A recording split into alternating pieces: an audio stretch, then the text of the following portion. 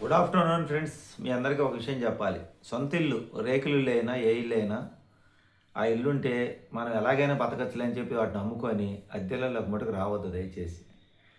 నేను గత 30 సంవత్సరాల క్రితం చేసిన పొరపాటు ఏందయ్యా అంటే, మాకు ఒకరికొకరికి బాబాయిలకి మాకు గొడవలు వచ్చినాయి ఉమ్మడి కుటుంబంలో ఉన్నప్పుడు. ఆవేశంతో ఎవరో రెచ్చగొడితే నేను బయటకు వచ్చా. ఆ రోజు కానీ కొంచెం సర్దుకొని ఉన్నట్టయితే నా గదిలో నేను ఉన్నట్టయితే నాకు ఆ రూమ్ ఉండేది, నా పొలం ఉండేది, అక్కడే స్థలం కూడా ఉండేది. కానీ నేను చేసిన పొరపాటు ఏంటంటే మా బాబాయ్‌కి నాకు ఎప్పుడైతే గొడవ వచ్చిందో, పెద్ద గొడవ వచ్చింది. ఆవేశంతో బయటకు వచ్చేసా. ఇంక అక్కడి నుంచి ఈ పొలం అమ్ముకుంటే ఇంకోసారి కొనుక్కోవచ్చులే, స్థలం అమ్ముకుంటే ఇంకోసారి కొనుక్కోవచ్చులే అని అందరూ చెప్తుంటారు మనకి. మన ఈ పొలాలు కొనడానికి వచ్చేవాళ్ళు ఏ ఏజెంట్లు. ఇది అమ్ముకుంటే మేము మళ్ళీ ఎక్కడ కొనాలంటే దీనికన్నా మంచిది అక్కడ వస్తుంది, దానికన్నా మంచిది ఇక్కడ వస్తుంది అని చెప్తారు. మనకి చెప్పే పెద్దవాళ్ళు ఎవరు లేక ఆవేశంతో మొత్తం అమ్మేశా. డబ్బులు ఏమైనా అవసరం అంటే కొద్దిగానే అవసరం డబ్బులు. దాంట్లో ఒక 20 సెంట్లో 30 సెంట్లు అమ్ముకుంటే ఇంకా అరెకరా ఉండేది. అరెకరా ఉంచుకున్నట్టయితే హ్యాపీగా ఉండేది. కాకపోతే మనం ఏంటంటే కంఫర్ట్ జోన్ ఎత్తుకుంటాం. అంటే మనకి ఎవరితోటైనా పడకపోతే దూరంగా వెళ్ళాలి. ఇంక వీళ్ళ మొఖాలు చూస్తే ఇక్కడ ఉండలేము. మా బాబాయిలకి పెద్ద బాబాయ్కి నాకు గొడవ జరగటం, ఇంక ఇక్కడ ఉన్న కాంచి అంతా అయిన వాళ్ళే పక్క పక్కన ఇక్కడ సర్దుకొని బతకలేము అని వాళ్ళ మీద కోపంతో మనం ఒక బయట ప్రపంచంలోకి రావడం జరిగింది. అక్కడి నుంచి మొదలైంది నా జర్నీ, సినిమా కష్టాలు. ఫస్ట్ మా మేనత్తాలు ఇంట్లో రెండుకి చేరా. అప్పుడు నేనేదో స్వతంత్రంగా జీవిద్దామని వాళ్ళందరిలోంచి బయటకు వచ్చి, సొంత ఇంట్లోంచి బయటకు వచ్చి రెండుకి చేరా. ఇంకా అక్కడి నుంచి నేను సొంత ఇంట్లోకి వెళ్ళలేకపోయాను. కొన్ని రోజులకి నేను కట్టుకున్న రూమ్ ఏదైతే ఉందో ఇల్లు మా తాతయ్య అమ్మేశారు. అది మా పెద్ద బాబాయ్ స్వాధీనం చేసుకున్నాడు. అదేదో దారి పేసీల్లోకి వేరే వాళ్ళకి గొడవలు ఆ రూమ్ ఆయన స్వాధీనం చేసుకున్నాడు. ఇంకా నేను తర్వాత స్థలాలు, అక్కడున్న పొలాలు వీళ్ళ మధ్యలో నేను ఎమ్మెల్యేననే రోషంతో అమ్ముకున్న తర్వాత ఇంకెక్కడ స్థలం కొందామంటే నేను అంత పొలం అమ్మిన తర్వాత మా వంకకి యువతల ఒక ప్లాట్ వచ్చే పరిస్థితి కూడా లేదు. అసలు ఎంత మూర్ఖత్వం చూడండి. దాదాపు నేను అమ్మిన 80 సెంట్లు ఎన్ని ప్లాట్లు వస్తాయి? ఒక 30 ప్లాట్లు వస్తాయి. 15 అంకణాల ప్లాట్లు. 30 ప్లాట్లు అంటే ఇంచుమించుగా ఒక 20 ప్లాట్లు నమ్మకంగా వస్తాయి. 25 ప్లాట్లు వస్తాయి. 25 ప్లాట్లు నేను అమ్మిన స్థలంలో 25 ప్లాట్లు వస్తాయి రోడ్లు లేని బొంగ. 25, 30 దాకా వస్తాయి. 30 ప్లాట్ల దాకా వస్తాయి. 25 ప్లాట్లు వేసుకోండి. 25 ప్లాట్లకి కానీ ఒక్క ప్లాట్ కూడా నాకు ఇక్కడ డబ్బులు రాలా.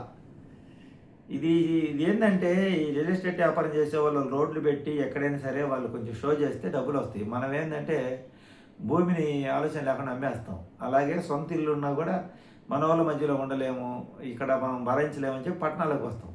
కానీ అక్కడి నుంచి మొదలైంది అసలు సినిమా. మన వాళ్ళ మధ్యలో ఉండలేకే పోయాం మనము. ఇంకా సమాజంలోకి వచ్చిన తర్వాత ఇరుగు పొరుగు ఇంకా రకరకాల ఇబ్బందులు ఉంటాయి రెంటిళ్ళల్లో. మా మేనత్త వాళ్ళ ఇంట్లో 6 నెలలకు మించి ఉండలేకపోయా.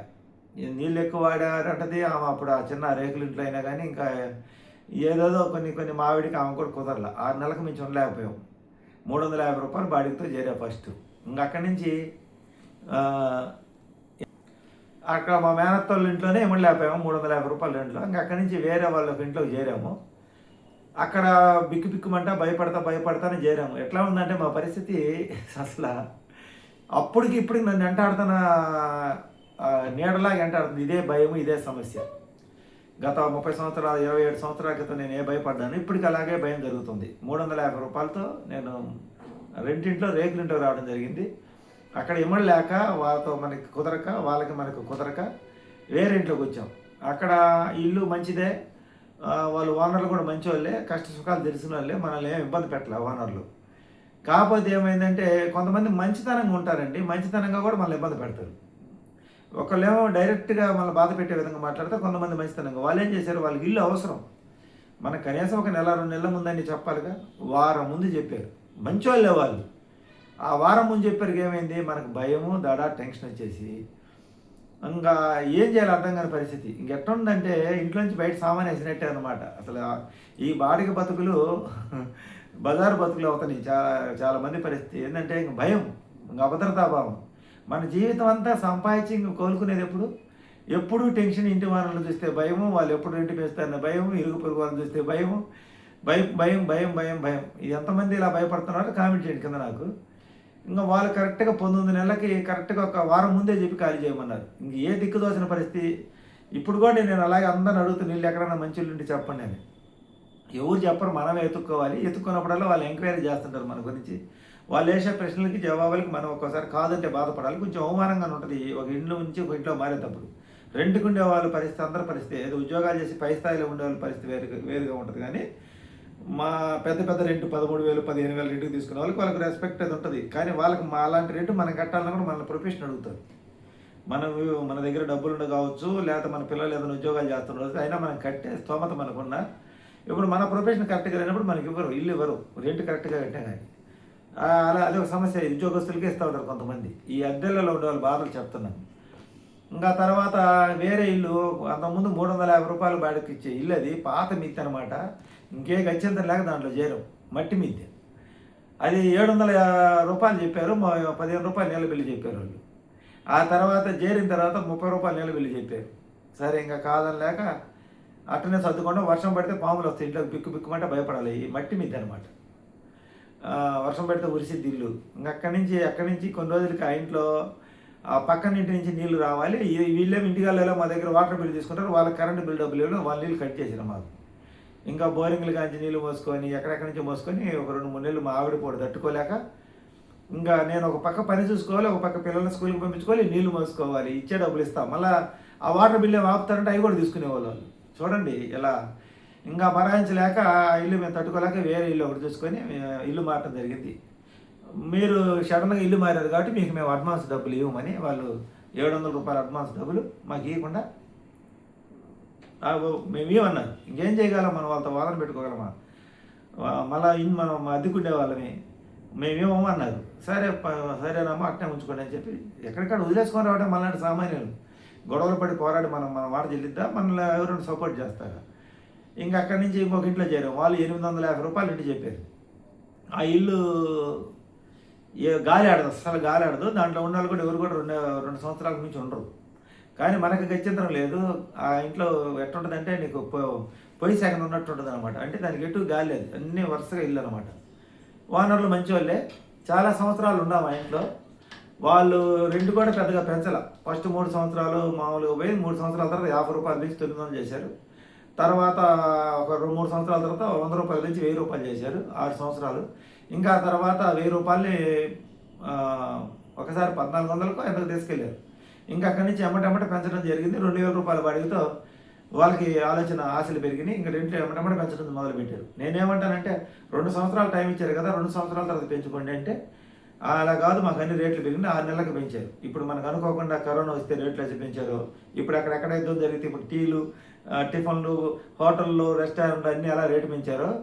అన్ని బిల్లులు, సరుకులు అన్నీ ఎట్ట పెరుగుతున్నాయో, ఫ్రూట్స్ ఇవన్నీ కూడా అలా 6 నెలలకి వాళ్ళు అప్పుడు కొంచెం నగరం అభివృద్ధి చెందుతున్న టైంలో వాళ్ళకి ఆశ కలిగి కొత్త ఇళ్ళకి రెంట్లు ఎక్కువ కాబట్టి కొత్త ఇళ్ళతో పోటీ పడి పాత ఇళ్ళు కూడా ఇంకా రెంట్ పెంచమని కాల్ చేస్తే ఇంక ఎక్కువ సంవత్సరాలు మనం కదలలేదు కాబట్టి వీళ్ళకి మనం చులకన అయిపోయామని చెప్పి ఇంకా అక్కడి నుంచి వేరే ఇంట్లోకి చేరాం. 3వ స్టేర్లో చేరాం. ఫస్ట్ కింద నుంచి గ్రౌండ్ నుంచి ఆ 3వ స్టేర్లో చేరేటప్పుడు మనం ఇక్కడ పడ్డ బాధలని వాళ్ళు చెప్పావు. ఇలా మీరు మాటి ఖాళీ చేపిస్తారా, ఎన్ని సంవత్సరాలకు ఒకసారి ఎన్ని పెంచుతారు, ఇవన్నీ అడిగాం. వాళ్ళు ఏమన్నారంటే మేము 5 సంవత్సరాల దాకా పెంచాం, మిమ్మల్ని ఖాళీ చేయొచ్చాం, మీకు ఓపిక 4 రోజులు ఉండండి అని 1-10 సార్లు అడిగి చేరాం. చేరిన తర్వాత వాళ్ళు కరెక్ట్గా సంవత్సరాలు రెంట్ పెంచారు. ఇదేంటంటే మాకు పన్ను పెరిగింది, అది పెరిగింది, ఇది పెరిగింది అని. అది ముందు మాట్లాడుకున్నాం కదా, మాట్లాడుకున్నప్పుడు మీరు ఎక్కువ రెంట్ చెప్తున్నారు అడిగాం. రెంట్ చెప్తున్నారు కదా అని అడిగాను. మీరు ఉన్నంతకాలం పెంచమని ఒకేసారి రెంట్ పెంచామని చెప్పి మీరు చెప్పారు కదా అని అడిగాం. అవన్నీ మాకు తెలియదు, ఉంటే ఉండండి లేకపోతే లేదని సంవత్సరానికే మాట పెంచారు. నేను గొడవ వేసుకున్న తర్వాత ఏం జరిగింది, వాళ్ళు పెంచారు, వాళ్ళు మీరు నచ్చితే ఉండండి లేకపోతే లేదు. ఇంకా అక్కడి నుంచి మనం ఉండలేక గొడవ పెట్టుకున్న తర్వాత ఇంకా అక్కడి నుంచి ఒక 10 నెలల తర్వాత వేరే ఇల్లు చూసుకుందామని తిరిగితే దాదాపు 10-15 ఇల్లు చూసాం. చిరాకు వచ్చింది, విరక్తి కలిగింది. ఇంకా సింగరాయకుండా మా అమ్మ దగ్గరికి పోదామని ఫోన్ చేస్తే మా అమ్మ ఇక్కడ నువ్వు ఉండలేవయ్యా ఈ ప్రాంతంలో, నేను ఎట్ట పోరాడి ఉంటున్నాను, ఇక్కడ కొంచెం గొడవలు ఎక్కువగా ఉంటాయి, ఇబ్బందులుగా ఉంటాయి అని చెప్పింది. చెప్పిన తర్వాత ఇంకా అక్కడ బాగాలేకపోయాను. ఒక పక్క వర్క్ ఇక్కడే నడుస్తుంది కదా, ఇంకా విరక్తి కలిగి ఇల్లు కలక్క. చూడండి అసలు ఇల్లు లేని పరిస్థితి, ఇల్లు లేని వాళ్ళ పరిస్థితి, పెద్దవాళ్ళు అండ లేని వాళ్ళ పరిస్థితి కూడా ఇలాగ ఉంటుంది. నాకు అండ అంటే మా అమ్మ ఎక్కడ ఉంటుంది, ఇక్కడ తాత నాయనమ్మ చనిపోయారు, వాళ్ళు చనిపోవడంతో అక్కడ పొలం అమ్ముకోవాల్సి వచ్చింది. ఇంకా మనకు బలం పోయిందనమాట. ఇంకా మనకు మంచి కోరేవాళ్ళు లేరు. ఎవరిని నమ్మినా ఏదో ఒక విధంగా ఇబ్బంది పెడుతున్నారు, మోసపడడం జరుగుతుంది. ఇంకా ఆ తర్వాత వేరే అన్ని చూడగానే ఇప్పుడు మేముండి ఇల్లు అడిగితే వాళ్ళు అప్పుడు ఖాళీలు లేవని చెప్పారు. అంటే వీళ్ళకి ఎవరో ఒకరు చెప్పాలన్నమాట ఇతను కరెక్ట్ అయినోడు. సరే ఏదో మాటల సందర్భంలో నేను ఇక్కడ స్థానికున్నవి చూడు, స్థానికున్నవి కూడా నన్ను నేను ప్రూవ్ చేసుకోవాలంటే ఇంకెంత కష్టంగా ఉంటుంది. ఆ తర్వాత వేరే వాళ్ళు చెప్పారు, ఇతను ఈ ఊరోడే, మనకేం ఇబ్బంది లేదు, ఇవ్వచ్చు అని చెప్పి మా వంటగారికి చెప్పడం. ఆ తర్వాత ఆయన ఇంకా నమ్మకం ఇవ్వడం జరిగింది. సరే ఇక్కడ ఇప్పుడు 12 సంవత్సరాలుగా ఉంటున్నాను. గత 12 సంవత్సరాలు ఇల్లు ఇరుకైంది బాగా, పైగా ఏమో మోకాలు నొప్పులైంది. ఇంకొక సమస్య ఏంటంటే ఇక్కడ వాటర్ ప్రాబ్లం లేదు. ఇక్కడ ప్లస్ వాటర్ ప్రాబ్లం లేదు. సెంటర్లో ఉండే ఇల్లు, చిన్న చిన్న గదులైనా పర్లేదు, ఓనర్లు కూడా మంచి వాళ్ళే. ఇంకా ఇక్కడ ఏం సమస్య వస్తుందంటే ప్రతి సంవత్సరం ఎండాకాలం వచ్చేటప్పటికి ఈ ఇంటి రిపేర్లు ఏదో ఒకటి చేయించటము, దానివల్ల మనం సర్దుకొని ఉండాల్సి వస్తుంది. కొంచెం ఇబ్బంది అవుతుంది ఈ సామాన్ సర్దుకోవడానికి కూడా. పైగా పైకి కింద దిగాలంటే మావిడికి మోకాలు నొప్పులు వస్తుంది అని నేను గత 2 సంవత్సరాలుగా ఇళ్ళ కోసం ప్రయత్నం చేస్తున్నా. ఇండివిజువల్గా ఉండాలని, అంటే పైన అంతస్తులు లేకుండా కింద ఇల్లు మన వరకు కావాలి, కొంచెం అనుకూలంగా ఉంటుందని చూస్తుంటే ఎక్కడ పట్టినా బాగా లగ్జరీ ఇల్లు కడుతున్నారండి. సామాన్యులు ఉండేదానికి ఇల్లు లేవు. సామాన్యులు ఉండే ఇల్లు ఏదైనా ఉంటే అది ఆ బజార్లో గొడవలు కావచ్చు, ఇలాంటివి జరుగుతుంటాయి. మన పర్సనల్ విషయాలన్నీ కనుక్కుంటారు లైవ్లో కనుక్కున్నట్టుగా. ఈ మనం రెంట్ కరెక్ట్, ఓనర్కి కావాల్సింది రెంట్ కరెక్ట్ కావాలి, మన వల్ల ఇబ్బంది లేకుండా ఉండాలి ఇంట్లో, అంతే కదా కావాల్సింది. కానీ అవన్నీ కాదు, చాలా పర్సనల్స్ అవన్నీ తీసుకుంటారు. తర్వాత మన ఇష్టాలకి వ్యతిరేకంగా వాళ్ళు చెప్పినట్టు వినాల్సి వస్తుంది మనం రెంట్ కట్టినా కానీ. ఇట్లా ఆ ఇబ్బందులు లేకుండా ఇల్లు కావాలని నేను గత 27 సంవత్సరాల నుంచి ఎదుగుతున్నా. ఇంతవరకు నాకు అలాంటి ఇల్లు దొరకల. ఇక్కడ ఇల్లు చిన్నది, ఓనర్లు గౌరవిస్తారు, రెస్పెక్ట్ ఇస్తారు. ఇల్లు చిన్నది కాకపోతే ఏంటంటే ఎప్పుడు రిపేర్ చేపిస్తుంటారు ఓనర్ గారు. ఆయన ఏదైనా ఒక ఇంటికి రిపేర్ అంటే మొత్తం ఇళ్ళకి రిపేర్ చేపిస్తాడు. ఆ రిపేర్ చేసిన తర్వాత ఆయనకి ఆ ఇంటి మీద ఉన్నటువంటి వ్యామోహం కావచ్చు, ఏదైనా కావచ్చు, ఇంకా రోజు ఒక వారం 10 రోజుల తర్వాత రెగ్యులర్ రావడం, ఈ కసువు అక్కడ వేసుకోండి, ఆ చెత్త ఎక్కడ వేసుకోండి అని ఇంకా పొద్దుగుకులు పెడుతుంటారు. మనం పనులు చేసుకునే వాళ్ళం కదా, ఎక్కడికోసారికి వెళ్తుంటాం. ఆ వెళ్ళే టైంలో ఒక గంట 6 గంటల సేపు ఆయనతో మాట్లాడాలి. ఇలా ఇది ఒక మెత్తని ఏమంటారు, ఇది తీయని బాధ అంటారు. మంచి వాళ్ళే కానీ వాళ్ళకి అవతల వాళ్ళు ఇప్పుడు మనం రెంట్ ఇస్తున్నాము, ఎప్పుడో నెలకు ఒకసారి వచ్చి చూసి ఏదో చెప్తే ఒక పర్లేదు, ఆయనకి ఇంటికి తెచ్చిపెట్టి ఆయన రెంట్కి ఇస్తున్నాం, రెంట్ పెంచుకుంటే పెంచుకోవాలి. కానీ ఇట్లా కొంచెం ఏ ఇంట్లో సమస్య అయినా అన్ని ఇల్లు 12 పోర్షన్లు బాగా చేర్చడం, అందరికి ఇబ్బంది పెట్టడం అలా జరుగుతుంటుంది అనమాట. మనం బాడీకి ఇస్తూ కూడా ఇలా బాధపడటం చాలా ఇబ్బందిగా ఉంది. కాకపోతే ఏంటంటే మనం ఏదైనా ఓపెన్గా మాట్లాడాలన్నా మనం మళ్ళీ రెంట్కు ఉండేవాళ్ళం కాబట్టి ఏది మాట్లాడాలి. ఇది మన రెంట్లు ఉండే వాళ్ళ పరిస్థితి గురించి చదువుతాను. ఓనర్లు నేనేమంటాం లేదు, వాళ్ళ బాధ వాళ్ళదే, వాళ్ళ జాగ్రత్త వాళ్ళది. వాళ్ళ ఇంటి కట్టించుకున్నారు కాబట్టి వాళ్ళ ఇంటి మీద జాగ్రత్తలు వాళ్ళకుంటాయి. కానీ మనకు వచ్చే ఇబ్బందులు చదువుతున్నాం, వాళ్ళ వైపు నుంచి నేను చెప్పట్లేదు. వాళ్ళ ఇబ్బందులు వాళ్ళవి. రెంట్కున్న వాళ్ళు కూడా ఓనర్లు ఇబ్బంది పెడతారు, అది కూడా మనం కాదంటలా.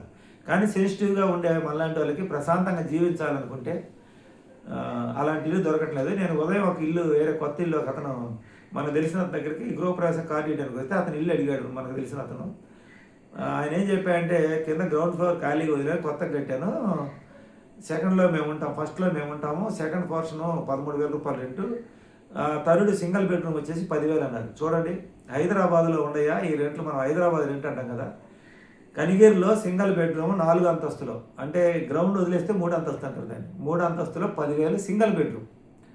కనిగిరిలో సింగిల్ బెడ్రూమ్ 3 అంతస్తులు 10,000. ఏమయ్యా సౌకర్యం అంటే కింద బండ్లు పెట్టుకున్న పార్కింగ్ ఉంది, లిఫ్ట్ సౌకర్యం ఉంది, పైన అయినా పర్లేదులే అని అనుకున్నా. 10,000 రూపాయలు అంటారు రెంట్.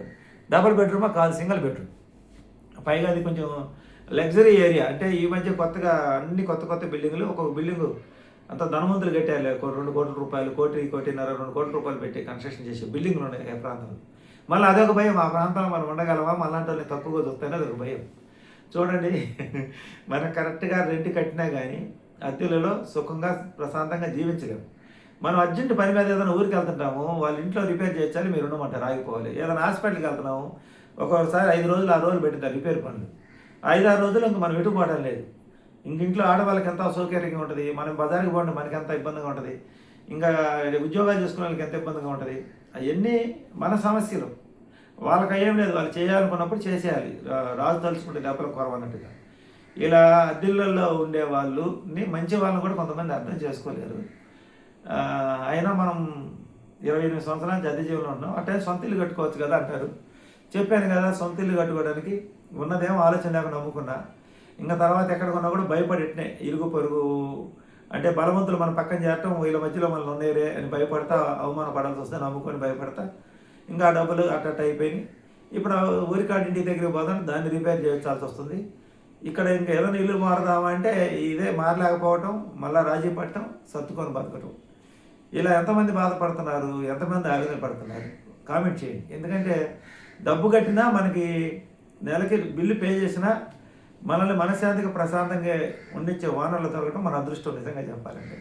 నాకు 28 సంవత్సరాల్లో అలాంటి ఓనర్లు అయితే దొరకలేదు. కాకపోతే ఈ ఇంట్లో 12 సంవత్సరాలు ఉన్నాయి. వీళ్ళు రెస్పెక్ట్ ఇస్తారు, గౌరవిస్తారు.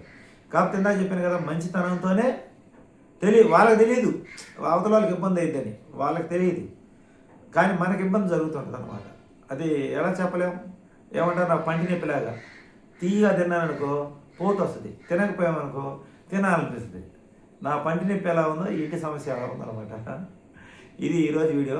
కనిగిరి వాళ్ళు కనుక ఎవరైనా సరే మీకు ఎక్కడైనా అనుకూలమైన ఇల్లు, ఇండిపెండెంట్ హౌస్, కింద ఇల్లు కానీ ఉంటే కామెంట్ చేసి నాకు చెప్పండి. ఎందుకంటే పై అంతస్తులు ఎక్కి లేకుండా ఉన్నాం మేము. కొంచెం అనుకూలమైన వాతావరణంలో కింద హౌస్ కానీ ఉంటే ఎవరైనా ఇచ్చే పని అయితే కింద కామెంట్ పెట్టండి, మేము వచ్చి కనుక్కుంటాం. వీడియో నచ్చితే లైక్ చేయండి. Thank you, by by.